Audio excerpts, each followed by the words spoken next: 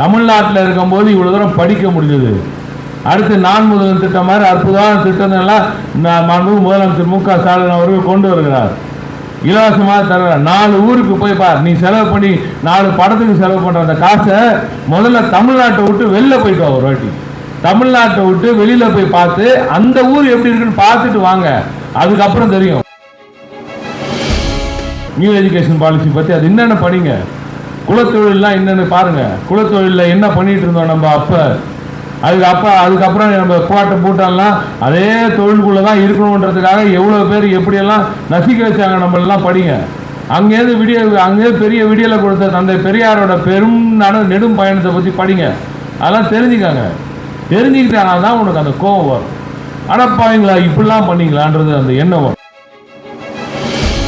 தெரியும் இன்னைக்கு நம்ம ஊர் பொண்ணுங்க மேல நீ ஒரு விரல நீட்டணும்னு நினைச்சா அங்க என்ன நடக்கும்னு உனக்கு தெரியும். அங்க 100 பேர் உன்னை மிதிக்க வருவாங்க. அங்க பெண்களை ஒழுங்கா மதிடான்னு சொல்லி கொடுக்கறது மதிக்க தெரியலையா உனக்குன்னு மிதிக்க வருவாங்க. ஆனா இதே இப்போ ஒரு வாரத்துக்கு முன்னாடி வட இந்தியாவில் ஒரு பெண்ணை போட்டு ஹோலிக்கு என்ன பண்ணாங்க தெரியுமா? பார்த்தல ஒரே ஒத்த பொண்ணா நிற்குது. அந்த பொண்ணு மேல என்னெல்லாம் தாக்குதல் நடத்துறாங்க. இப்போ என்ன கொடூரமான புத்தி இருக்குது அங்க. ஏன் அப்படி இருக்கு? ஏன்னா ஆட்சியாளர்கள் அப்படி இருக்கிறார்கள். அதை நடக்க விடுறார்கள். அந்த மாதிரி ஒரு விஷயம் இங்க நடக்குமா? தமிழ்நாட்டில் நடக்க முடியுமா? சொல்லு. உருவாகும் பொழுது அதுக்கு பின்னாடி பெரிய கதை இருக்கு. இப்போ உலகத்திலே காலை உணவு திட்டத்தை கொண்டு வந்த முதல் இயக்கம், முதல் நாடு தமிழ்நாடு தான். அதில் பெருமை இருக்கும். முதல்ல தமிழ்நாட்டை பற்றிய பெருமை உங்களுக்கு எல்லாம் மனசுல ஏறணும். முதல்ல தமிழ்நாடுனா இதெல்லாம் செஞ்சிருக்கோண்டான்ற அந்த திமிரு, அந்த பெருமை உனக்கு இருக்கணும். தமிழ்நாட்டை பற்றி நீ எங்கே பேசினாலும் சந்தோஷமாக நெஞ்ச நிறுத்தி நான் தமிழ்நாட்டில் வரேன்டா, தமிழ்நாடு இப்படி ஒரு திராவிட சொர்க்கண்டா இது அப்படின்னு நீ போய் சொல்லணும். கல்லூரியில் போய் படிக்கிறீங்கன்னா அதற்கு காரணம் யாருன்றதை முதல்ல புரிஞ்சுக்கணும். இது என்னடா அது இவங்க பாட்டுக்கு ஏதாவது பேசிட்டு போகிறாங்க, நமக்கு அதுக்கு சம்மந்தமே இல்லை அப்படின்னு நினச்சி சில பேர் உட்காந்துருக்கீங்க. இப்போவும் உட்காந்துருக்கீங்க, எனக்கு தெரியுது. ஆனால் அதுக்கு என்னன்னா சரி ஏதோ கூப்பிட்டாங்க பசங்க, மச்சா நீ கூப்பிட்ட நான் வந்தேன், என்னடா அவத்து கூப்பிட்டா நான் வந்தேன், ஏதோ சொல்கிறானுங்க இன்னும் பண்ணிட்டு இருக்காங்க, சரி நான் ஒரு 10-15 நாள் ஜாலியாக தேர்தல் வேலை பண்ணிட்டு போயிடலாம் அப்படின்னு நினைக்காத. இது வந்து நீ இந்த தேர்தல் அதுவும் பொறுத்தவரை இந்த தேர்தல் இந்த இனத்தை எதிர்த்து இந்த இனத்தை நசுக்க வேண்டும் என்று நினைப்பவர்கள் போர் எடுத்து வரும் போர். இந்த இனத்தை அழிக்க வேண்டும், தமிழ்நாட்டை அழிக்க வேண்டும் என்று நினைத்து கொண்டிருக்கும் கூட்டத்தை திரும்பி அடித்து நாம் விரட்ட வேண்டிய கட்டாயத்தில் இருக்கிறோம். அந்த அந்த அந்த அந்த அந்த கேடுகட்ட கும்பல் இனி தமிழகத்தில் என்றுமே காலடியை வைக்கக்கூடாது என்ற அந்த போருக்கான அடித்தளம் தான் இது. நீ வரதா இருந்தா இந்த போரில் வந்து சேர்றதா இருந்தா முதல்ல ஒரு தமிழன் வந்து தமிழனுக்கு எதிர்க்க தமிழ்நாட்டுக்காரன் என் தமிழ்நாட்டுக்காரனுக்கு எதிர்த்து எவன் குரல் எடுத்தாலும் யார் எதிர்த்து போர் எடுக்கணும்னு நினைத்தாலும் இந்த தமிழ்நாட்டை அழிக்கணும்னு நினைத்தால் நான் திருப்பி அடிப்பேன், முதல் ஆளாக நான் நிற்பேன்ற அந்த தெம்பும் திராணியும் அந்த ஒரு தைரியமும் இருக்கிறவங்க மட்டும்தான் இந்த போரில் இறங்கணும். சும்மா ஜாலியாக வந்துட்டு போகிறோன்னா இங்கே வராது, அது கிடையாது. இது வந்து சாதாரணமாக நினச்சிருக்கீங்க நீங்கள்லாம். 100 வருஷத்துக்கு முன்னாடி உன்னை படிக்கிறதுக்கெல்லாம் இன்னைக்கு அதுவும் இல்லாமல் இன்னொரு பெரிய விஷயம் வேறு, பாதி பேர் ரிசர்வேஷன் என்ன சார் ரிசர்வேஷன் கதை எல்லாம் சொல்லிட்டு பாதி பேர் அறகுறைத்தனமாக புரிஞ்சுக்கிட்டு நான் எவ்வளோ பெரிய ஆள், ஏன் ஜாதி எவ்வளோ பெருசு, இது என்ன என்னையை போயிட்டு இப்படி சேர்க்குற அப்படி சேர்க்குற இந்த கதைலாம் பேசுகிறாங்க. ஆனால் யார் பெருசு யார் இல்லை இப்படின்ற இடத்துக்கு நீ வந்து கேள்வி கேட்கணும், நீ வந்து சிந்திக்கணுன்ற அறிவு, அந்த சிந்திக்கணுன்ற அந்த வாய்ப்பை கொடுத்ததே திராவிட இயக்கங்கள் தான். 100 ஆண்டுகளுக்கு முன்னே உன்னை படிக்க வைக்கணும்னா கொண்டு வந்து உன்னை படிக்கிறதுக்கு எல்லோரெல்லாம் படிக்க முடியாது தம்பி. சரி இப்போ கதைக்கு வாங்க, என்ன நீங்கள் 100 வருஷத்துக்கு முன்னாடி என்ன இவ்வளோ நாங்கள் 100 வருஷமாக நான் செய்யத உனக்கு சொல்லாதனால தான் உனக்கு அந்த கேள்வியே வருது. இந்த இடத்துல நீ உட்காந்துருக்கேன்னா அதற்கு காரணமே திராவிட இயக்கங்கள் தான் என்று சொல்லாமல் விட்டோம் பாரு நாங்கள். அதுதான் எங்கள் பிரச்சனை இன்னைக்கு. அதனால் மீண்டும் நாங்கள் சொல்லுவோம். இப்போ சொல்லி நீ கேளு எப்படி வந்துச்சுன்னு கேளு. அந்த போர் எவ்வளோ தூரம் சந்தேகப்பட்டார் அந்த பெரியார் அவர்கள் எல்லாம் படி. வெறும் படின்னு சொல்லும்போது வெறும் படிப்பை மட்டும் எடுக்காமல் இந்த இனத்தின் போரை பற்றி இந்த இனத்தின் விடியல் எப்படி வந்துச்சுன்றதை பற்றி நீங்கள் படிக்கணும். எதுக்கு சொன்னா நீ இன்னைக்கு தனியாளாக இருக்கலாம், உனக்கு ஃப்ரெண்ட்ஸ் இருக்கலாம், 4 வருஷம் கழிச்சு ஃப்ரெண்ட்ஸ் அவன் கல்யாணம் பண்ணிட்டு போயிடுவான். அதுக்கப்புறம் உன் குடும்பம்னு ஒன்று வரும், அந்த குடும்பத்தை காப்பாற்ற வேண்டிய வேலை வரும். அந்த காப்பாற்ற வேண்டிய வரும்போது வேலை வாய்ப்பு என்ன நல்ல வேலையில் இருக்குமான்றது வரும். தமிழ்நாட்டில் இருக்கும்போது இவ்வளோ தூரம் படிக்க முடிஞ்சது.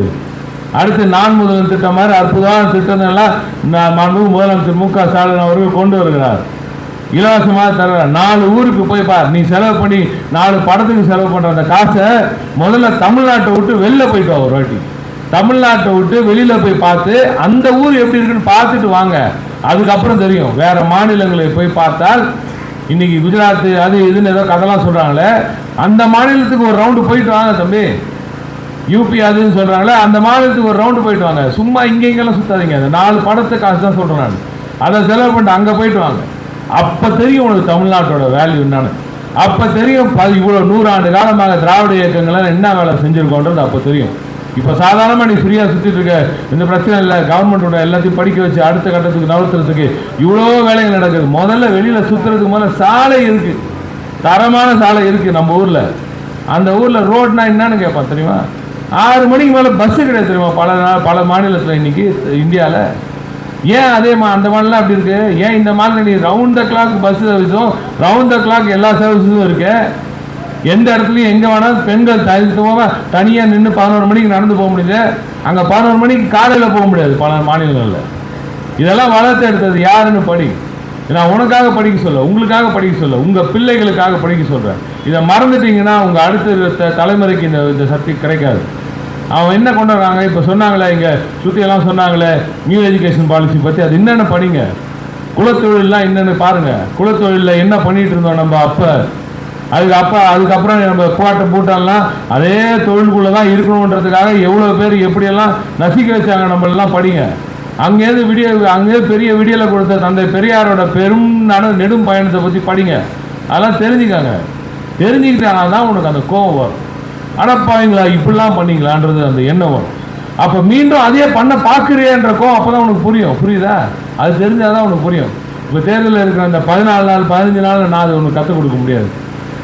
ஆனால் 60 ஆண்டுகளுக்கு முன்னாடி இந்த இனம் எப்படி இருந்தது என்பதை நீ சிந்தித்து பார்க்கணும். நீங்கள் சிந்தித்து பார்க்க வேண்டும்.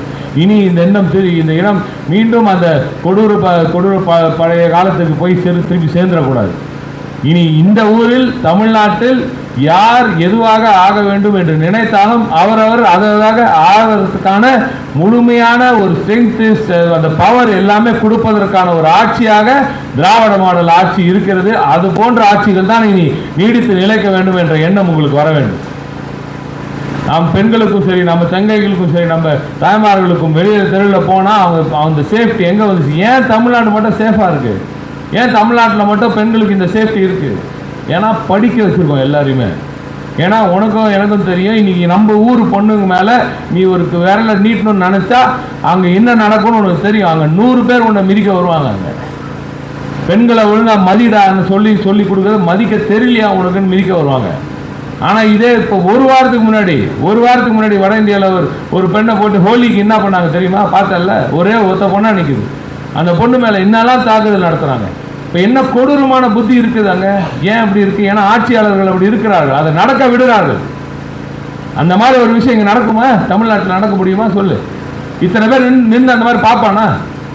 நீ பார்ப்பே, நீங்கள் பார்ப்பீங்களா? இங்கே இருக்கிறவங்க யாராவது ஒருத்தர் அந்த மாதிரி இருந்தால் உங்கள் கூட இருக்கிற நண்பனே அதை செய்திருந்தால் முதலில் எழும்பும் அந்த குரல் நமது குரலாக இருக்குன்னா அதற்கு காரணம் திராவிட இயக்கங்கள் இத்தனை நாட்களாக, இத்தனை காலங்களாக, இத்தனை தலைமுறைகளாக நமக்கு படிப்பை கொடுக்க வச்சு, சரிசமமாக எல்லாரையும் சிந்திக்க வச்சு, சரிசமமாக எல்லாரையும் பார்க்கிற அந்த பார்வையை கொடுத்தது திராவிட இயக்கங்கள் தான் என்பதை நீங்கள் ஆழமாக பதிவு செய்ய வேண்டும். இப்படி பேச போனால் இது நான் 1 மணி நேரம் 2 மணி நேரம் இதை பற்றியே பேசலாம். அப்புறம் பெரியாருக்கு போனோம், அண்ணாவுக்கு போனோம், கலைஞர் போய் நான் இங்கே இருக்கிற நான் முதலமைச்சர் வரைக்கும் வருது. அதனால் அது டைம் ஆகிடும். ஆனால் இன்றைக்கி உங்களுக்கு ஷார்ட்டாக சொல்லணும்னா இந்த தேர்தலை பொறுத்த வரைக்கும் இது இனத்தை பாதுகாக்க வேண்டிய ஒரு போர். இந்த போரில் உனக்கு நீங்கள் அரைக்குறையாக சப்ஜெக்ட் தெரிஞ்சால் கூட அந்த சப்ஜெக்ட் தெரிஞ்ச வரைக்கும் போதும் உன்னை பிடிச்சி வைக்கிறோம். தெரிஞ்ச வரைக்கும் போதுவா? உனக்கு தெரியல எல்லாரும் சமம்ன்றது ஒத்துக்கிறல்ல, இன்னைக்கு எல்லாரும் சமம் ஒத்துக்கிறது இல்லை. ஆனால் ஒரே ஒரு மேட்டரை புரிஞ்சுக்கோ. நேற்று ராமர் கோயில்னு ஒன்று திறந்தாங்க தெரியுமா? பொதுவாக இந்தியாவோட முதல் குடிமகன் யார்? இன்னைக்கு யார்? ஒரு பெண் இருக்காங்க. யார் இன்னைக்கு ஜனாதிபதி? யார் சொல்லு. இதுதான் நீ பின்னாடி உட்காந்த கேள்வி கேட்பாங்கன்னு உன்னே தான் கேட்குறேன். தம்பி தான் திரும்பி பார்த்தா என்ன அர்த்தம்? உன்னை தான் கேட்குறேன். ஏய் கூப்பிட்றாங்கன்னு பின்னாடி இருக்காங்க பார்த்து சொல்லியிருந்தாங்க. தவிர தெரில. இந்தியாவோட ஜனாதிபதியோட பேர் தெரியாது. அவங்க என்னன்னு தெரியாது. அவங்கள ஏன் நம்ம பாரு 10 பேர் ஒன்று சொல்ல வேண்டியதாக இருக்கு. மாற்றி வந்துட்டு இந்த மாடா கவுப்படி 3 இருக்காங்க. அவங்க ஒரு ட்ரைபல் இனத்தை சார்ந்தவர்கள். அவங்க ஃபஸ்ட்டு ட்ரைபல் லேடி நாங்கள் வந்து கொண்டு வந்து நாங்கள் ஜனாதிபதி ஆக்கிட்டோன்னு பெருமை பேசுனாங்க. யார் நம்ம ஆளுங்களாம். நீ அங்கே ஜனாதிபதி மாளிகை உள்ள விட்ட. ஆனால் ஏன் வந்து ராமர் கோயில் திறப்புக்கு ஏன் அவங்க வரல கேட்கணுமா இல்லையா?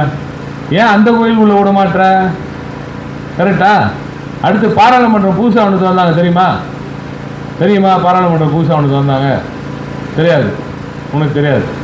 பாராளுமன்றத்தை ஒருத்தர் சிக்கிட்டான்றதுக்காக அவனே பிடிக்கூடாது இல்லையா? பாராளுமன்றம் ஒன்று திறந்தாங்க புதுசாக. அந்த பாராளுமன்ற திருவிழா கூட இங்கே இருக்கிறேந்து ஒரு ஒரு ஒரு கம்பத்தை தூக்கிட்டு பிரதமர் போனாராங்க. இங்கே செங்கோல்லாம் என்ன, செங்கோலுக்கு என்ன அர்த்தம், செங்கோல் வச்சிருக்க மன்னவன் எப்படி இருக்க வேண்டும் என்பதெல்லாம் முழுமையாக புரிந்தவர்களாக அங்கே இருந்திருந்தால் இப்படிப்பட்ட கொடூர ஆட்சி நடந்திருக்காது. ஒரு உண்மையான மக்களாட்சி அங்கே நடந்திருக்கும். ஆனால் அதெல்லாம் தெரியாமல் கொண்டு போய் வச்சுக்கிட்டு இதே நான் சொல்கிறேன். அந்த ஜனாதிபதி இப்போ சொன்னேன் இல்லையா, அவங்கள வந்து பாராளுமன்றத்துக்குள்ளே கூட அன்றைக்கி விடல. அவங்கள வந்து தூக்கிட்டு வரல. ஏன் பிரைம் மினிஸ்டர் தூக்கின்னு வந்தார்? இந்தியா கான்ஸ்டியூஷன் பொறுத்தவரை 1 and 2 கரெக்டாக. 1 இருக்கும்போது எதுக்கு 2 வந்து தூக்கிட்டு வரணும்? இதெல்லாம் ஏன் 1 இருக்கும்போது எதுக்கு 2 வந்து கோயில்களை போய் எல்லா வேலையும் பண்ணணும்? அவங்க தானே பண்ணணும். அவங்க தானே முதல் பிரஜை, ஃபஸ்ட்டு பிரஜை. கான்ஸ்டியூஷன் படி பார்த்தா பிரசிடென்ட் தான் ஃபஸ்ட்டு சிட்டிசன். ஃபஸ்ட்டு சிட்டிசன் பண்ணாத வேலையை எதுக்கு இப்போ இன்றைக்கி இருக்கிற ஃபஸ்ட்டு சிட்டிசன் பண்ணிச்சு? புரியுதா இல்லையா? கேட்கணுமா இல்லையா நம்ம?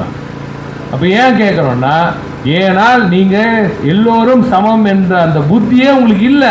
எல்லாரையும் வேறு மாதிரி தான் பார்க்குற நீ. இப்போ நீ இன்றைக்கி அவன் கொண்டு வந்து ஒரு புதிய எஜுகேஷன் பாலிசி கொண்டு வர, நியூ எஜுகேஷன் பாலிசி கொண்டு வரேன்னா அதுலேயும் உன்னை பிரித்து வைக்க பார்க்கறதுக்கான பாலிசி. எதிர்க்காது திராவிட முன்னேற்ற கழகம் எதிர்க்கிறது என்று பார்க்க வேண்டும். நீட் போன்ற கொடூரமான திட்டங்கள். நீட் நமக்கு தேவையில்லைன்னு அந்த அம்மையார் அவர்கள் முன்னாள் முதல்வர் அவர்கள்லாம் இருக்கும்போது, அந்த அம்மையார் அவர்கள் இருக்கும்போது கூட நின்றுச்சு. அதுக்கப்புறம் நம்ம ஒரு அடிமை கூட்டம் வந்துச்சு. இந்த அடிமை கூட்டம் மொத்தமாக ஒன்றிய அரசுக்கு பாஜக அடிமையாக கிடந்துச்சு. அதுங்களுக்கு எங்கே கையெழுத்து போட்டு நீட்டாலும் கையெழுத்து போட்டுருங்க. போய் இந்த தத்திங்கெல்லாம் போய் கையெழுத்து போட்டு வந்துருச்சு. இதுதான் பிரச்சனை. அங்கேருந்து வந்த பிரச்சனை தான் அது. இன்றைக்கி நீட் எல்லாருக்கும் எத்தனை உயிர்களை இழந்திருக்கிறோம் இதனால். அனிதாவெல்லாம் நான் நேரில் போய் பார்த்துருக்கேன். தம்பி உனக்கு தெரியுமா? நேரில் போய் அந்த பிள்ளையோட அங்கே அந்த புள்ள கடந்ததை நான் பார்த்துருக்கேன். 2 பேர் இருந்தோம் அன்றைக்கி. ஒன்று வந்து எனது அருமை அண்ணன் சிவசங்கர் இருந்தார். அன்றைக்கி இருந்தேன். உனக்கு அன்றைக்கி அந்த அண்ணன் அழுததை நீ பார்த்தேன்னு வச்சுக்க, செத்துருப்ப. அன்றைக்கி அவள் என்ன சொல்லி அழுதான்னு உனக்கு தெரிஞ்ச வச்சுக்க, நீ அன்றைக்கே செத்துருப்ப. ஆனால் நீ அதை பார்க்க மாட்டேற. நீ அதெல்லாம் விட்டுற. ஏன்னா ரொம்ப அசால்ட்டாக அவாய்ட் பண்ணிட்டு பாரு. இது எதுக்கு நமக்கு நீ நாளைக்கு என்ன தலைப்படம் என்னதே போயிட்டே இருக்கிற நீ. அது கிடையாது கதை. இன்னைக்கு இல்லாதவங்களுக்கு என்னெல்லாம் கொடூரம்லாம் நடக்குது நீ அங்கே போய் பார்க்கணும். பார்த்தா தான் உனக்கு அந்த உணர்ச்சி வரும். அன்றைக்கி அரியலூருக்கு போய் அங்கே போய் நின்று பார்த்தோம். அன்றைக்கி அது நீ அதெல்லாம் உனக்கு சொன்னால் புரியாது. அவன் என்ன சொல்லி தெரியுமா அழுதான்? அண்ணன் அருமை தம்பி இணைய சகோதரர் எழிலன் இருக்கார்ல, டாக்டர் எழிலன் மருத்துவரணி, இன்று நம்ம 1000 விளக்கு எம்எல்ஏ அவர் இருந்தாராங்க. சார் சீக்கிரம் எடுத்துடலாம். அதெல்லாம் உங்களுக்கு புரியாது. உங்களுக்கு தங்கச்சி இங்கே இருந்து அப்படி படுத்துனதா அப்படி கிடந்தா உங்களுக்கு தெரியும். அந்த குடும்பம் எப்படி தெரியுமா இருக்கும்? அந்த குடிசை நீ பார்த்துருக்கியா? நீ போய் பதில் இருக்க முக்கால்வாசி பேர் அங்கே போய் ஒரு நாள் உட்கார மாட்டேங்கிறீங்க.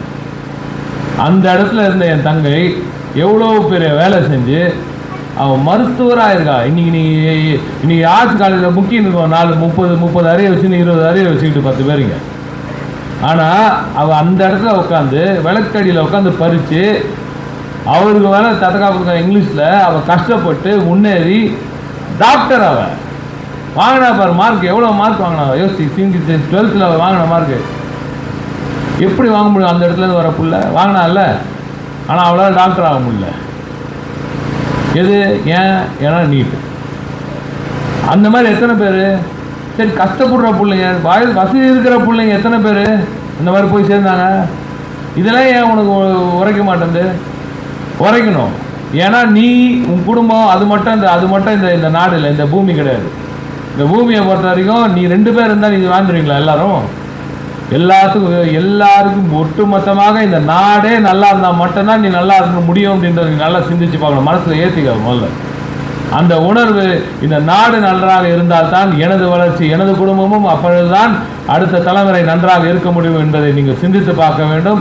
அப்படி ஒரு நாடு வர வேண்டும் என்றால், எல்லோருக்கும் எல்லாம் கிடைக்க வேண்டும் என்றால், திராவிட முன்னேற்ற கழகத்தின் நல்லாட்சியும் திராவிட மாடல் அரசாங்கமும் அங்கே டெல்லியிலும் அந்த கொள்கைகள் போய் சேர வேண்டும். அதற்கான போர் தான் இந்த போர். எனவே நீங்கள் ஜனாதிபதி யாருன்னு தெரிஞ்சுக்கிறத விட முக்கியம் இன்னைக்கு நீங்கள் ஏன்னா பாதி பேருக்கு தெரிய மாட்டேங்குது, பரவாயில்ல. ஆனால் இன்னைக்கு முக்கியம் திராவிட இயக்கங்கள் என்ன செய்தது, அதனால் இன்னைக்கு நீ எப்படி உட்காந்துருக்க, என்ன செஞ்சிட்டு இருக்கீங்கன்றதெல்லாம் நீங்கள் சிந்தித்து பார்க்க வேண்டும். ஒவ்வொரு நாளும் இந்த திட்டங்களை பற்றியெல்லாம் நீங்கள் பேச வேண்டும். தங்கை சொன்ன மாதிரி நம்ம நிறைய பேர் இங்கே நம்ம அமைச்சர் அவர்கள்லாம் சொல்றது போல காலை உணவு திட்டம் என்ற அந்த சாதாரண திட்டம் ஒன்று சொல்லி முடிச்சிடுறேன். ஏற்கனவே மதியம் உனக்கு இரவு உணவுக்கு லேட் ஆகிடுச்சு. இரவு உணவு மட்டும் தானே நல்லது. அதனால் இரவு உணவுக்கு லேட் ஆகிடுச்சு. காலை உணவு திட்டம் என்ற சாதாரண ஒரு திட்டம் அது மட்டும் சொல்லி முடிச்சிடுறேன். எதுக்கு தெரியுமா உங்களுக்கு? ஃபஸ்ட்டு மதிய உணவு போட்டது யார் தெரியுமா உங்களுக்கு? எப்போ ஆரம்பிச்சது? யார் போட்ட மதிய உணவு சொல்லு. மதிய உணவு திட்டம் யார்? அதான் இல்லை, ஃபஸ்ட்டு அவர் ரெண்டாவதாக போட்டார். முதல்ல போட்டது ஜஸ்டிஸ் பார்ட்டி. சரியா? 2020 இதெல்லாம் படின்றோம். அரை வரையே நீ படித்தா நான் என்ன பண்ணுறது? எல்லாம் வாட்ஸ்அப் ஃபார்வர்டு வச்சுன்னு இது பண்ணக்கூடாது. காமராஜர் அது அற்புதமாக விரிவிப்பார், நிறைய செலவு பண்ணார், முடியல அவரால். அதுக்கப்புறம் ரொம்ப அற்புதப்படார். கல்வி கண்ணை திறந்தவர் சாதாரணமாக நம்ம சொல்லல. அவர் அவ்வளோ திட்டங்களை கொண்டு வந்தார், படிக்க வச்சார் எல்லாரையும். ஆனால் அந்த உணவு ஃபஸ்ட்டு ட்ரை பண்ணது ஜஸ்டிஸ் பார்ட்டியை துவங்குச்சு. அதில் சென்னையில் ஒரு இடத்துல அவங்க இப்போ காலையில் அந்த ஜஸ்டிஸ் பார்ட்டி அந்த ஆட்சியில் இருந்தபோது அந்த மாகாணத்தில் அப்போ அவங்க போய் பார்க்குறாங்க. பிள்ளைங்க சரியாக பயங்கரிச்சு விடுறாங்க, படிக்க முடியல.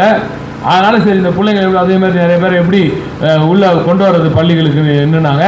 காலையில் அவங்களுக்கு மதியம் சாப்பாடு போடுறேன்னு சொன்னால் நிறைய பேர் அனுப்புவாங்கனால சாப்பாடு போட ஆரம்பித்தாங்க. அதுக்கப்புறம் அது நிதி ஒதுக்கீடு முடியல, அப்புறம் விட்டாங்க. அதுக்கப்புறம் காமராஜர் திருப்பி ட்ரை பண்ணுறார். அதுக்கப்புறம் எம்ஜிஆர் அவர்கள் வருகிறார். எம்ஜிஆர் அவர்கள் அதை கொஞ்சம் இன்னும் செம்மைப்படுத்துகிறாரு. தாத்தா கலைஞர் அவர்கள் வந்த பிறகு தான் அதில் முட்டை வந்துச்சு.